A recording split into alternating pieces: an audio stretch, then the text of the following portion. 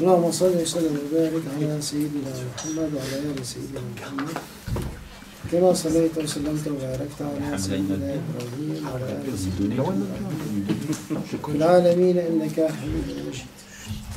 اللهم اجعلنا ممن يستمعون القول فيتبعون أحسنه. Alors, nous sommes vraiment, nous étions en train de décrire les véritables racines de la grande fitna qui va frapper toute la société musulmane à partir de l'année 31 jusqu'à l'année 41, avec 2 ou 3 grandes phases. Donc, ces origines reviennent à la date même de l'acceptation des conditions par Othman qui Dieu l'a gré. Parce que pour tout le monde, il devait appliquer ça. Bon, il les a appliqués. Pendant une bonne période, il les a appliqués. Et ça a donné une société de classe. Entre-temps, il a vieilli. Il avait besoin de quelqu'un de confiance, non pas c'est-à-dire en tant que fonctionnaire d'État, en tant que secrétaire personnel. C'est ça ce qu'il faut comprendre. Lorsqu'il a fait appel à son gendre, le mari de sa fille, Marwan ibn al-Hakam. Voilà. Marwan, lui, il n'avait pas d'histoire en lui-même, mais son père qui a été expulsé de Médine par le prophète sallallahu alayhi wa sallam. Alors que Marwan lui-même, il avait 12 ans, donc il n'était même pas mature, il n'était pas responsable. Il a été expulsé avec son père. Alors, par la suite, il a été autorisé de revenir à la Médine pour vivre normalement. Entre-temps, il a grandi, il a acquis beaucoup de connaissances, il est devenu un connaisseur dans beaucoup de disciplines, y compris, c'était un bon secrétaire, c'est quelqu'un qui maîtrise parfaitement la gestion de cette époque, bien sûr. Et donc, Othman, lui, ne voyait pas, quand il va le nommer comme secrétaire privé, ne voyait pas en ça, en cet acte-là, ne voyait pas une transgression à son engagement du départ. Il ne va pas le nommer comme gouverneur. Bon, par contre, lui, il l'a nommé comme commandant d'armée de conquête de la Nord-Afrique, son frère de lait, Abdullah ibn Sa'd ibn Abi Salah. Mais alors, c'est une question qu'on se pose. Un frère de lait peut-il être considéré comme un proche? Sinon, alors, la femme qui habitait dans une montagne là, de Bani Saad, pas loin de la Mecque, qui est une sœur de lait du prophète, elle peut être considérée une proche du prophète aussi. Donc, les attaques contre Othman, qu'il a rompu son engagement, réellement ne tiennent pas debout. Parce que Abdullah ibn Sa'd ibn Abi Salah, c'était un frère de lait, ce n'était ni un frère, ni un neveu, donc on ne peut pas parler de népotisme. Népotisme, ça vient de népoti. Népoti, ça veut dire neveu. En fait, c'était une pratique apparemment chez les Italiens. C'est typiquement dans l'église, hein, donc, de désigner le neveu. Et donc, d'où le népotisme. On ne peut pas l'accuser du népotisme, à ce niveau. Hein, à ce niveau. À moins on va élargir la notion de la parenté d'une façon que tous les Korachiens sont parents les uns des autres, hein, que ce soit par la mère ou par le père, ou si ce n'est pas par le sang, ça sera par le lait, ce qui serait excessif. Donc, ce qui est discutable, c'est son gendre. Mais son gendre, alors là, si on veut le défendre, on dit que lui, il l'a recruté comme secrétaire personnel pour pallier à sa carence physique lui-même. pouvait plus donc faire les travaux par lui-même. Donc il avait besoin de quelqu'un de confiance, de jeune, à qui il ne va pas donner de prérogatives. Ce ne sera pas un fonctionnaire en fait. C'est ça. Mais, par la suite, ceux qui voulaient renverser Othman, pour des raisons différentes. D'abord, il a mis du temps pour mourir. Apparemment, il voulait que ça se fasse plus vite que ça. 12 ans au gouvernement, c'est du jamais vu. Omar, lui, on l'a pas supporté 10 ans et finalement, ils l'ont assassiné. Alors lui, 12 ans, il était encore en bonne forme. Disons, il n'avait pas l'air de mourant du tout. Et secondo, c'est que les mœurs ont beaucoup changé. Ce qui va nous donner cette explication, c'est son successeur Ali par la suite, qui lui-même va subir les révolutions de cette même génération. Quand on lui a demandé, mais pourquoi à l'époque de Abu Bakr et de Omar, tout le monde était calme, il obéissait à Abu Bakr et Omar, alors que tout le monde s'insurge contre toi. Ali, elle a répondu, mais écoute, c'est simple. Abu Bakr et Omar, ils commandaient des gens comme moi, et moi, je commande des gens comme toi. Donc déjà, il y a la différence de mœurs, de génération, de culture. C'est plus la génération que le prophète sallam avait éduquée, c'est plus cette génération qui a investi tout ce qu'elle a de chair pour édifier cet édifice-là. Non, ce sont les héritiers qui ont pris tout ça sans bosser, sans fatigue, sans rien investir. Et en plus de ça, c'était pas très bien éduqué dans la plupart des cas. Et par-dessus tout, des intrus qui ne sont pas vraiment convertis. Et c'est averti que les gens se sont convertis superficiellement. Ce qui était bouddhiste, il était resté. Ce qui était, je sais pas, zoroastrien, il était resté. Ce qui est, bien sûr, les chrétiens, là, personne ne les oblige à se convertir. Donc, la plupart du temps, ils étaient restés tels qu'ils sont. Ce ne sont pas eux qui font mal.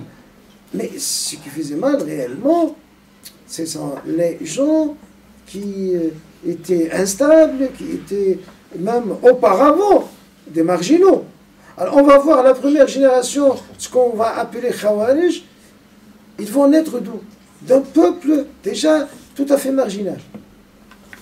Alors il y a des grands peuples dans la région et des petits peuples marginaux, dont le Khouz. Alors le Khouz, jusqu'à maintenant, on parle de Khouzistan. Khouzistan, c'est une province dont la majeure partie maintenant existe en Iran, du côté de l'Irak, du sud, qui a comme capitale Ahwaz, ou Ahwaz. Alors, il est habité en moitié par des Khouz et en moitié par des Arabes. Alors je parle de la moitié Khouz. Khouz, c'est un peuple hybride issu de plusieurs hybridations. C'est un peuple qui n'est même pas nomade. Et à cette époque-là, c'est de là où partaient tous les mouvements extrémistes. Ils se sont convertis à l'islam parce que, pour eux, c'est la religion de la libération. Donc, ils n'ont plus à subir le joug de l'oppression zoroastrienne officielle perse. Et en même temps, ils espéraient avoir dans le nouveau régime un statut auquel ils n'aspiraient pas sous l'ancien régime. Alors, des gens comme ça, quand ils sont déçus, deviennent dangereux.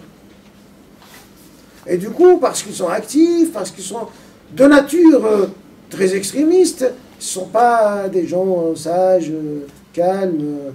Je te laisse là, je trouve là, non, c'est pas ça. je laisse là, je trouve ailleurs. Donc, ce sont des gens qui ne sont pas du tout, comme on dit, de nature modérée. Voilà. Et ça devient dangereux. D'où l'apparition des Khawarij là. Et le premier fief des Khawarij était là. Et ce genre de population-là, marginale, extrémiste, qui ne trouvent pas leur compte dans le nouveau régime, bon, veulent le changer. Et bien sûr, ils ne comprennent pas les bonnes manières. Personne ne les a inculqué, ne leur a inculqué les bonnes manières.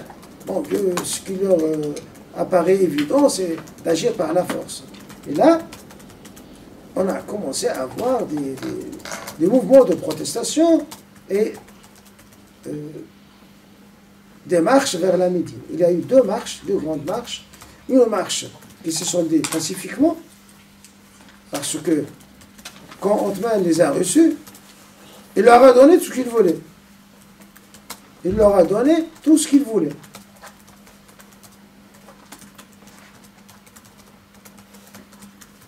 Il voulait limoger les gouverneurs, il les a limogés.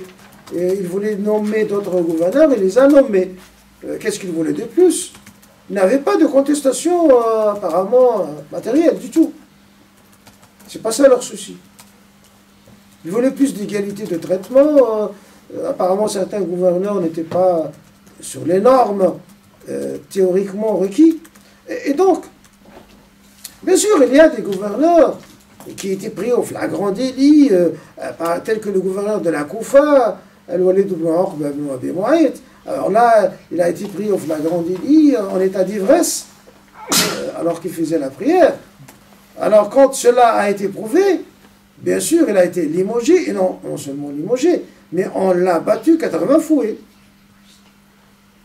C'est ça ce que les livres occultent, ceux qui critiquent Othman. Ils disent, oh, un gouverneur a prié en état d'ivresse. Et alors, bon, il a prié en état d'ivresse. Est-ce qu'il a finalement, il a récompensé pour ça? Non. Il a été limogé, jugé. Et quand c'était prouvé, il y avait des témoins, suffisamment de témoins pour le prouver. Parce qu'au départ, lui, il a dit, non, j'étais malade, je n'étais pas ivre. J'avais, comment on dit, la chaleur. Là, les bouffées de chaleur. Oui, Hamma, c'est quoi? La fièvre. La fièvre, voilà. Il a prétendu avoir la fièvre, donc, alors qui va trancher? Est-ce qu'il a la fièvre ou bien plutôt il est en état d'ivresse? Finalement, il y a eu un tribunal, on l'a jugé, il a été battu 80 fouets. C'est la punition de quelqu'un qui prie, pas qui prie, quelqu'un qui boit les boissons alcooliques dans la législation musulmane. Donc le calife n'a pas été indulgent envers lui. Il a été limogé. Mais par injustice, par souci d'injustice et pas de justice, on ne trouve pas ce deuxième épisode, c'est-à-dire qu'il était puni, limogé, tout ça, non. On trouve seulement les griefs faits. Alors pour voir, il a désigné un type comme ça, oui. Mais même Omar, il a désigné quelqu'un qui a été accusé d'adultère. Il a failli être exécuté. Si le quatrième témoin n'avait pas hésité. Il y a 3 qui ont témoigné, le quatrième a hésité. Et il a dit, j'ai pas tout vu. Il a partiellement vu. Pour cela, il n'a pas été puni. C'était le gouverneur.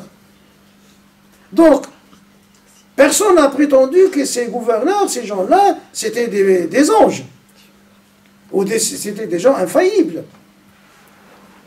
Et dans la tête des gens qui venaient à peine d'effleurer l'islam, ils s'attendaient que les représentants d'État soient des anges.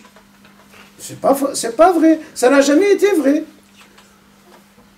Même de l'époque du prophète sallam, il a envoyé un commandant, il a commis un crime de guerre. Et lui, il a désavoué. Allahumma ni abra'u ilayka min amali fulan. Il a désavoué Foulan qui a commis le crime de guerre. Et il a payé le prix du sang des victimes. Donc les erreurs, les problèmes, ça arrive et ça n'altère pas le système. Mais la nouvelle génération qui n'a pas été bien éduquée, qui n'a pas été... du départ, elle n'était pas modérée, n'écoutez pas ça de cette oreille-là. Et voyez ça d'un mauvais œil, et voyez, voilà, on est loin de la religion. C'est un peu comme les salafistes d'aujourd'hui. Hein. Donc, ils s'attaquent à n'importe quoi, par n'importe quel argument, croyant que ça a été un jour ou l'autre, auparavant, ça a été paradisiaque. Mais non, ça n'a jamais été paradisiaque. L'homme est toujours capable de faire des fautes, des erreurs, il est capable toujours de faire même des crimes. Et c'est pour cela d'ailleurs qu'on a une jurisprudence pénale.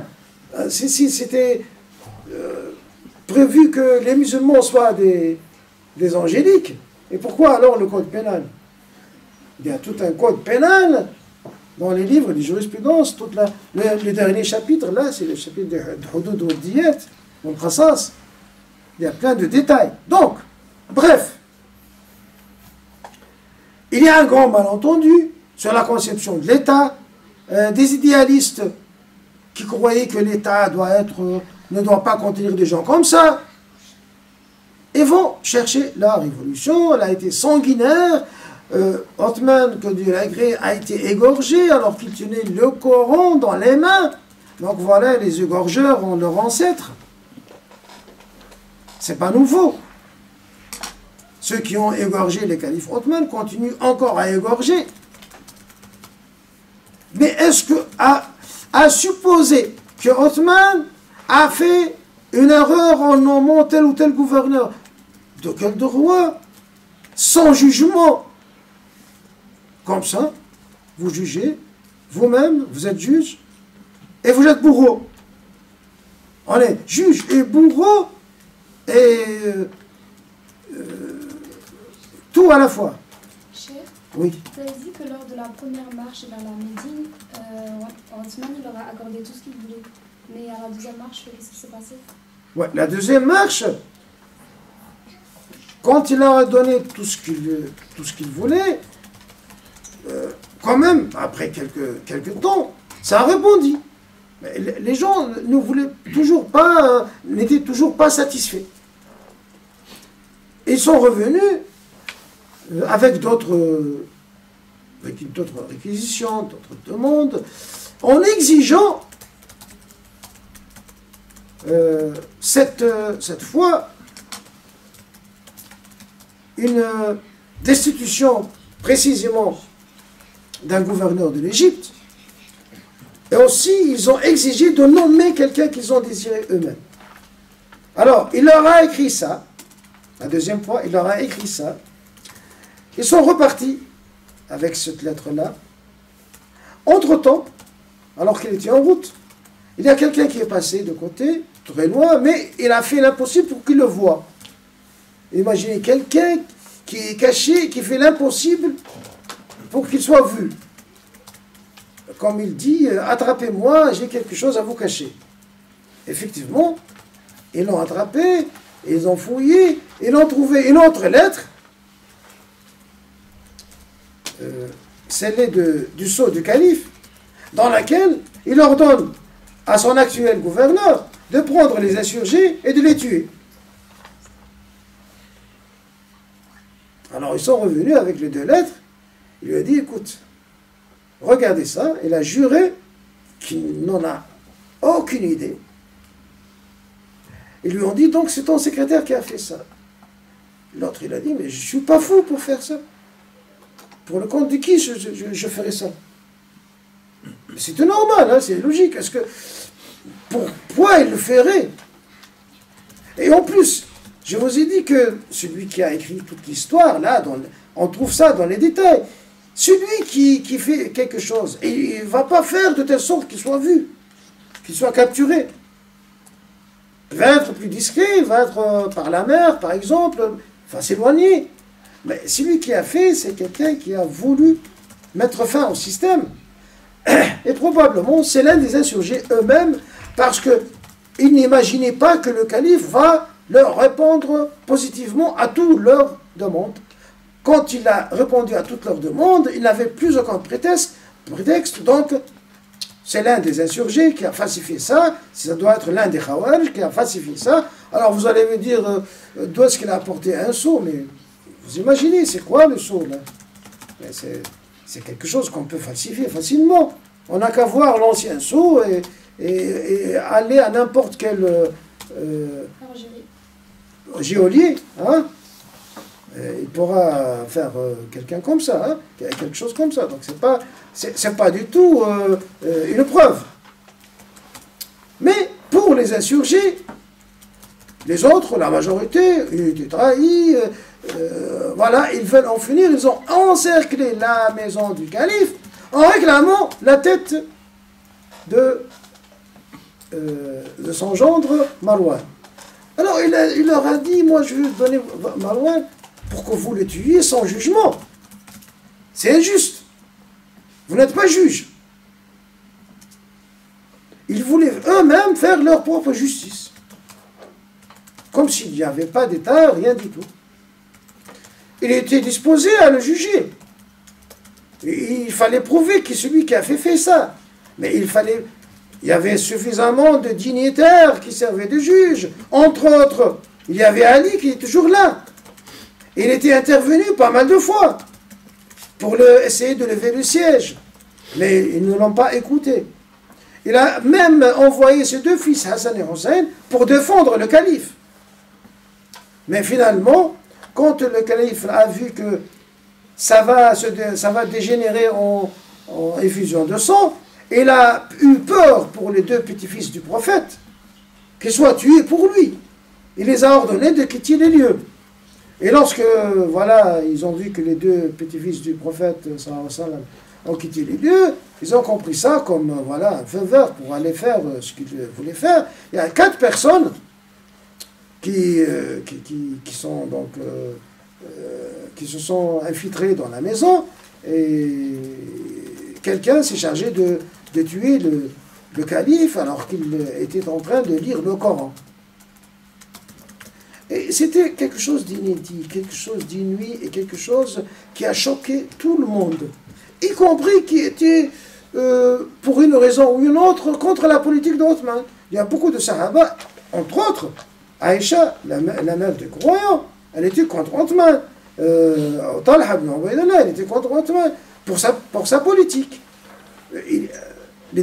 Ces dernières années, il voulait bien que ça s'arrête et que la politique deuxième politique de Omar soit appliquée, non pas la première. Surtout, on parle de la politique économique. Donc, il y avait pas mal de Sahaba qui n'étaient pas d'accord avec ça. Mais c'était trop tard, le choc était là, il a été assassiné. Et là, qui va supporter tout cela?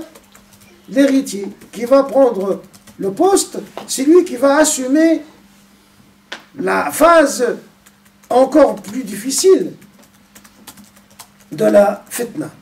Parce que là, ce n'est plus une rébellion qui a mis fin à la vie d'un calife. Ça a suscité une rébellion de toute la région de Syrie. La région de Syrie, il faut le comprendre. Ça comprend la Jordanie, la Syrie, le Liban, la Palestine. Et une partie de l'Irak qui est Moussoul actuellement. Tout cela, ça s'appelle la Grande Syrie. Et donc, la majorité de la population et des forces productives étaient là. Et le gouverneur de toute cette région, c'est Muawiyah, le cousin lointain de Othman. Vous allez me dire pourquoi il a placé son cousin. C'est pas lui qui l'a placé. C'est Omar ibn Khattab, avant lui, qui l'avait placé. Donc, pour appliquer la politique de Omar, il a été obligé de transgresser le deuxième engagement, c'est-à-dire de ne pas désigner ses proches. Donc, on ne peut pas appliquer les deux à la fois. Voilà. Alors, peut-être qu'il y a d'autres raisons aussi, il a jugé très compétent au niveau administratif, ça aussi. Mais de toute façon, ce gouverneur des Syries avait toute la population en main, et la population aussi, elle l'avait en main. Parce que du coup, sa femme était du lieu là-bas, la mère de son unique enfant, Yazid. Elle était chrétienne, de Syrie. Et donc, les Syriens n'étaient pas que ces sujets. Il était aussi une force de pression sur lui. Et aussi les Omeyyades, c'est-à-dire ceux qui appartiennent au grand clan de Beni Umayya. Entre-temps, il avait choisi de vivre en Syrie, près de leurs cousins. Donc c'est devenu un grand clan là-bas. Et là, on a levé, comme on dit, l'étendard de la rébellion, non pas en voulant s'accaparer le pouvoir, personne n'a parlé de pouvoir à ce moment-là, mais seulement en voulant mettre la main sur les tueurs de Othman pour les punir. En tant que quoi? En tant que héritier légitime du sang. En application d'un verset coranique, وَمَنْ قُتِلَ مَظْلُومًا فَقَدْ جَعَلْنَا لِوَلِيِّهِ سُلْطَانًا فَلَا يُسْرِفْ فِي الْقَتْلِ إِنَّهُ كَانَ مَنْصُورًا. Quiconque aurait été tué injustement, nous avons délégué à son légataire testamentaire un pouvoir, alors qu'il ne soit pas excessif, il va être soutenu. Donc, à partir de ce verset-là, on a compris que voilà, Muawiyah, le cousin, c'est lui qui va punir les tueurs. Mais qui étaient-ils les tueurs? Il demandait au nouveau calife qui a été élu entre-temps, qui était Ali ibn Abi Talib. Bien sûr, tous les gens sont allés directement, automatiquement vers lui, parce que ça rappelait bien, il y a 12 ans, c'était entre lui et Othman, donc voilà, c'était automatique. Maintenant, c'est son tour.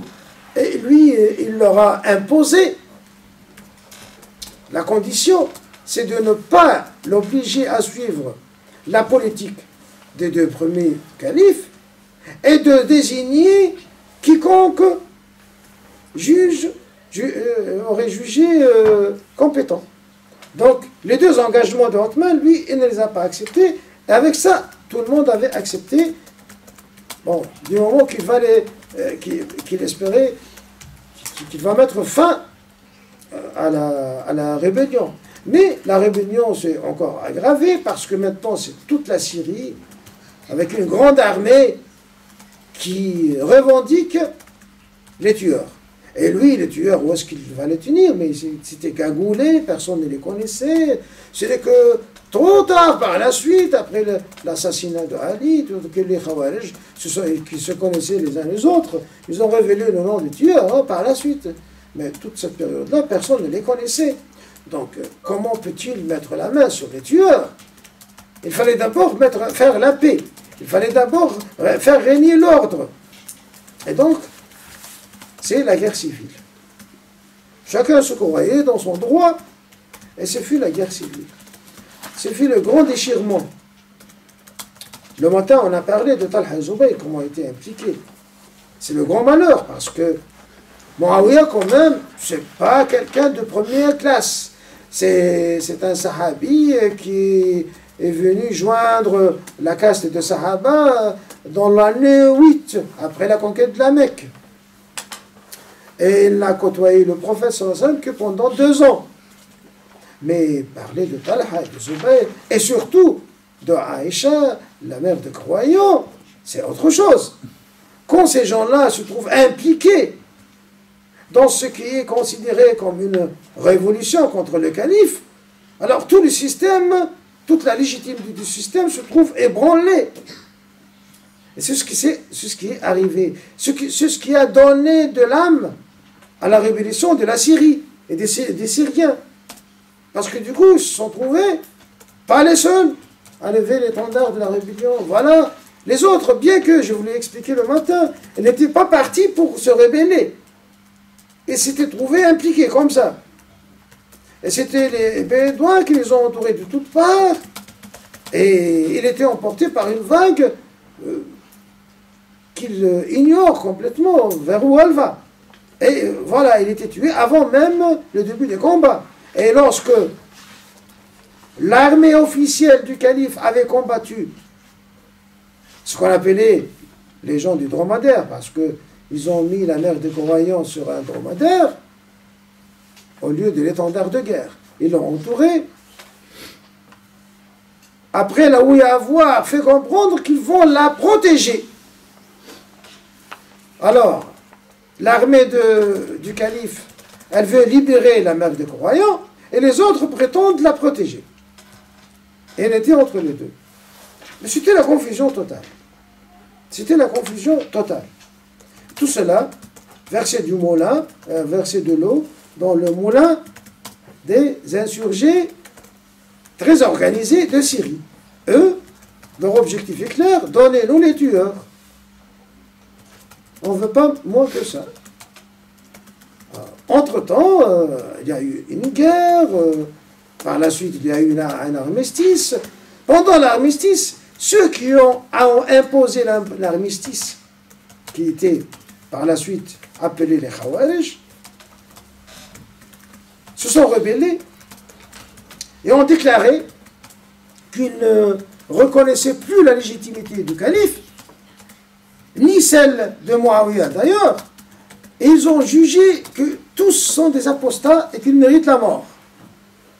Et c'est là pour la première fois qu'on a eu l'apparition de ce grand mouvement de Khawarij qui se permet de traiter les adversaires, qui se permet de les traiter d'apostats. Donc, c'est l'excommunication ou l'excommunication. Et ce qui s'ensuit, quand on les traite d'apostats, on fait monter sur ce jugement un autre jugement encore plus grave, c'est que l'apostat doit être tué. Donc, on va par la suite prétendre avoir le droit de tuer tous les autres qui ne sont pas avec nous. Et certains vont aller encore plus loin. Ceux qui viennent de Khuzistan, là, que j'ai tout à l'heure décrit, qui par la suite vont être appelés Azariqa, c'est-à-dire qui proviennent de Nafa' ibn al-Azraq, leur chef, le Khuzistani. Ils ont prétendu qu'ils ont le droit même de tuer les fœtus dans les ventres de leur mère. Pourquoi? Parce que s'ils vont être nés, ils vont être des kafirs comme leur père. C'est comme le hijra ou le takfir, c'est ça? Pardon? C'est comme le hijra ou le takfir. Le takfir, c'est plutôt la version moderne de ces gens-là. Oui, voilà. Ouais. Oui. Donc, ils se permettent toutes les atrocités auxquelles personne n'osait même penser. C'est quelque chose d'inouï. Ils ont pris, par exemple, quelqu'un qui est allé au Hajj, qui s'appelle Abdullah ibn Khabbab. Khabbab ibn al-Arat, c'est l'un des sahabis les plus célèbres. Et son fils était un homme de grande réputation, Abdullah ibn Khabbab. Il était avec sa femme. Et sa femme était enceinte. Alors, ils les ont arrêtés. Au milieu de la route, on leur a demandé, vous êtes de quel côté, vous? De Muawiyah ou de Ali? Il a répondu, je suis du côté de Ali, de la légitimité. Il lui a dit, mais tu ne sais pas que Ali est un kafir? Alors, ou bien tu désavoues Ali, ou bien on va te tuer. Il a refusé de désavouer, ils l'ont tué. Devant sa femme. Et quand sa femme, elle s'est insurgée contre eux, ils l'ont tué. Et ils l'ont éventré même. C'est ça les Khawarij. Alors, ce nouveau calife, il va combattre les Khawarij, il va laisser de côté l'armée syrienne, il va dire, ces gens-là, c'est la priorité. On ne va plus combattre les rebelles syriens, mais on va combattre les Khawarij plutôt. Et effectivement, il a combattu les Khawarij, bien sûr, ils ont été en grande majorité, dans leur majorité écrasante, exterminés, mais les quelques-uns qui ont pu échapper, ils ont programmé entre-temps un programme d'attentats triangulaires. C'est-à-dire, dans la même nuit, ils ont prêté serment de tuer dans la même nuit ce qu'ils ont appelé les trois têtes de la fitna, c'est-à-dire le calife Ali et le gouverneur Muawiyah à Damas et son allié qui était avec lui tout le temps, qui était son conseiller, un sahabi aussi, Amr ibn al-As, qui était le gouverneur de Syrie, plutôt d'Égypte. Voilà, paradoxalement, ce qui s'est arrivé, c'est que seul celui qui a été chargé d'assassiner le calife a réussi sa mission, les autres, ils ont échoué. Et finalement, c'est comme ça que Ali ibn Abi Talib, que Dieu l'a créé, avait été assassiné dans son mihrab lorsqu'il faisait la prière de Fajr. Il a été assassiné sur place, sur le champ. Pour vous donner une idée de la propagande, comment c'était.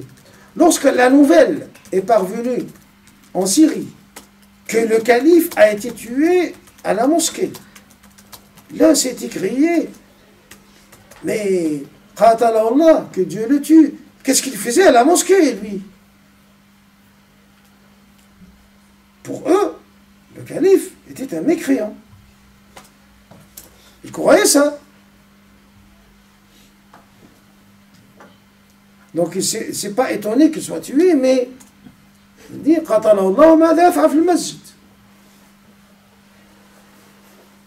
c'est l'exclamation d'un Syrien quand il a entendu la nouvelle. Pour prendre une idée sur l'état de la propagande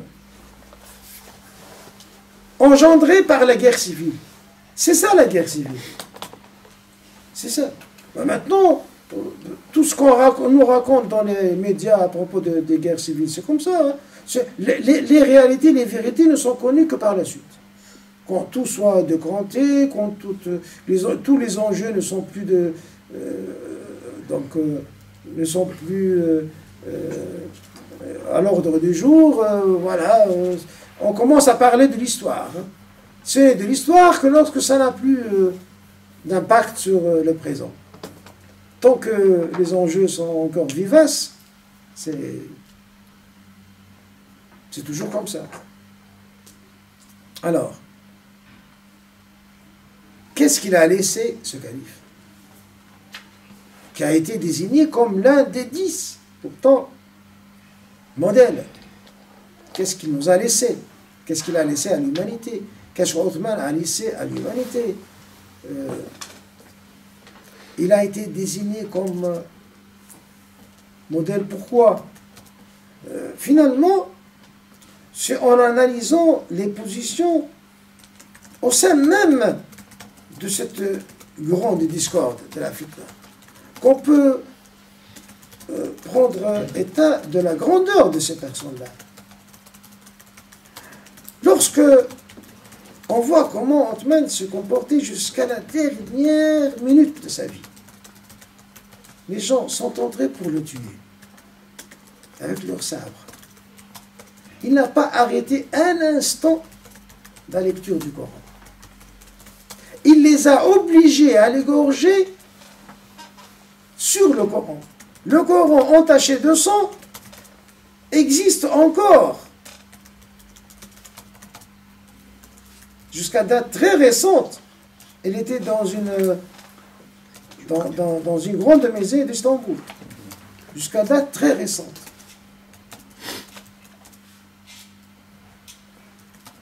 Cet attachement de ces personnes-là à la vie future, la vie éternelle, et le désintéressement de la vie reste toujours frappant. Dans toutes les circonstances, ils sont comme ça.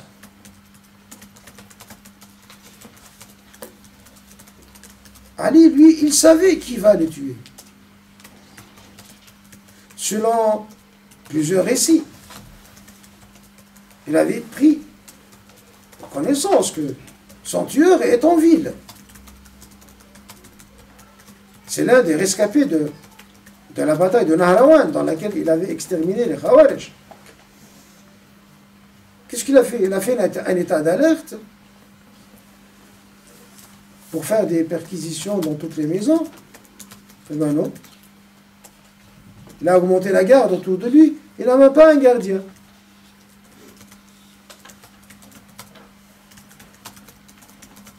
Donc c'est comme ça qu'il considérait l'affaire du pouvoir, l'affaire d'État.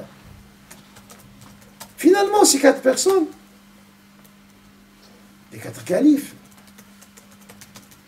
et les gens qui sont aussi tués entre-temps, qui ont décidé entre-temps, Abu Ubaïda, après Talha et Zubayr, dont on a parlé le matin, ces gens-là avaient voué toute leur vie à cette mission-là, pour nous faire parvenir une version authentique, non altérée, non falsifiée, du dernier message. C'est ça. C'est-à-dire, à quoi sert avoir le sceau des messagers si le message, par la suite, est confisqué par des falsificateurs? À quoi cela aurait pu être utile, avoir un sceau des messagers, si le message avait été falsifié? Donc, ceux qui ont jalousement gardé ce message, concrétisé ce message, je vais vous dire comment le dernier, Ali ibn Abi Talib, comment lui, quelle est sa part dans cette conservation. On a parlé de Abu Bakr et de Omar, et Othman qui a continué comme eux. Je vais parler de ça, comment ils ont conservé ce message. C'est ça l'apport essentiel. Et c'est ça ce qui a fait que l'islam est toujours intact. Parce que les textes d'origine sont toujours là, non falsifiés. Et tous ceux qui ont voulu faire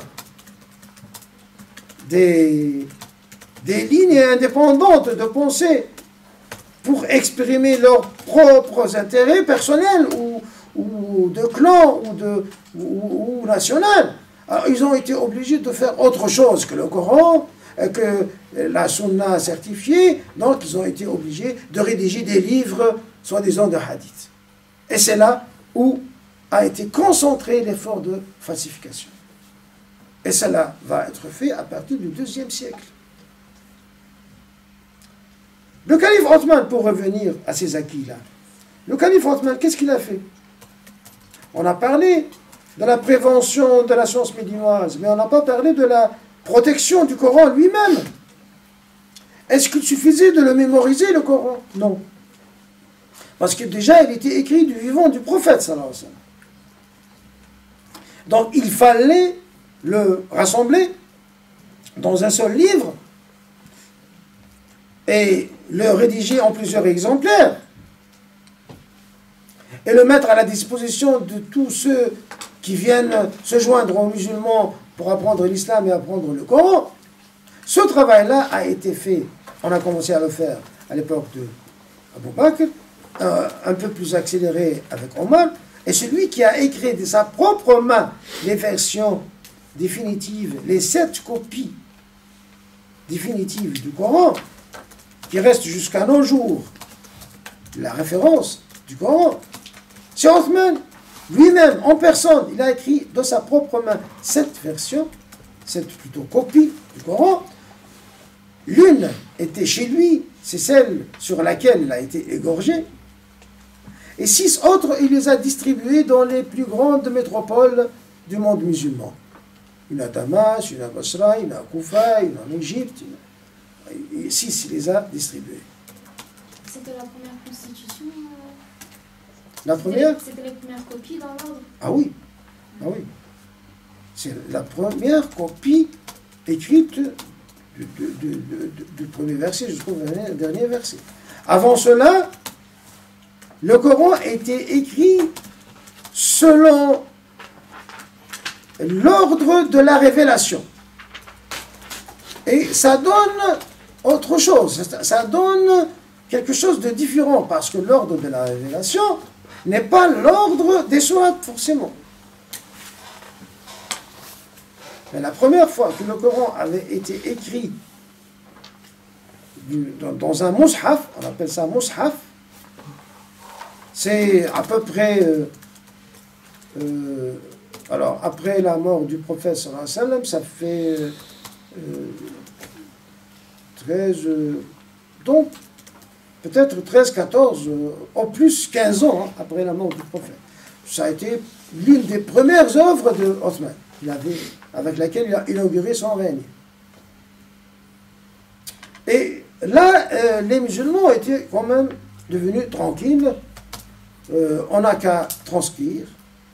Et donc, les copies qui ont été envoyées ont été multipliées. Et donc, il n'y avait aucun risque. Et bien sûr, avec la mémorisation généralisée, il y avait toujours des générations, des milliers, des gens qui mémorisent le Coran. Parallèlement, l'interdiction de la propagation des hadiths, je ne dis pas de la sunna, non. La sunna, c'est la tradition prophétique certaine. Elle est transmise de génération en génération. Mais les hadiths, qui sont des extraits des paroles du prophète sallallahu alayhi wa sallam, arrachés de leur contexte, elle a continué à être interdite. Nous avons des textes qui attestent de ça,